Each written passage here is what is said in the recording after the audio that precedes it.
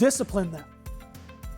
Discipline's something that is lacking a lot of times with single moms, grandparents raising grandkids, and even just parents in general. We lack in this area of discipline. And, we love our kids. You love your grandkids, or you love your kids, but you don't want to discipline them, especially when they're young and they're cute. It's funny. And you got to be careful on not disciplining our kids. You got to be careful to let them get away with too much. And so this is something we really need to take serious. And now the question is, maybe you're thinking to yourself, well, what type of discipline should I do? How should I do that? And that's for you to decide. I'm not here to tell you how to discipline your kids, but I'm just saying there should be some discipline. And my uncle David Tice, he's a pastor in Las Vegas. He wrote a book called Raising God's Kids in Sin City. Raising God's Kids in Sin City. And in that book, he outlines proper discipline and what the Bible's talking about with proper discipline. I think he even breaks down some of the verses I'm going to give you. And he's a lot older than me. He's got grandkids and stuff. So I want to encourage you, get that book and learn from that on how to properly discipline your kids. Raising God's Kids in Sin City is the book that he wrote. And his kids are all serving God now. And so just check that out. There's some great resources in there. But, let's look at what the Bible says about this issue of discipline. It says in Ephesians 6:1-3, it says, "Children, obey your parents in the Lord, for this is right." It says, "Honor thy father and thy mother, which is the first commandment, with promise that it may be well with thee, and thou mayest live long on the earth."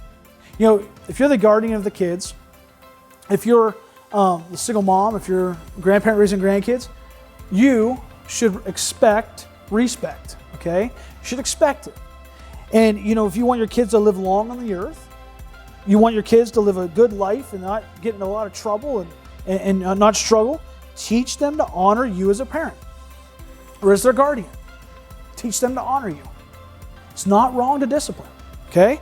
The next verse is Proverbs 20:13. It says, "Withhold not correction from the child, for if you beat him with the rod, he shall not die." And that's for you to decide how you're going to discipline your kids. But look what it says there. The Bible instructs us to properly and lovingly correct our children. It says, it even talks about the rod in there. And my Uncle David, again, his book covers that more. And I encourage you to get a copy of that book. You can get it on Amazon, places like that. But definitely learn how to discipline your kids. Proverbs 29:15 says, "The rod and reproof give wisdom."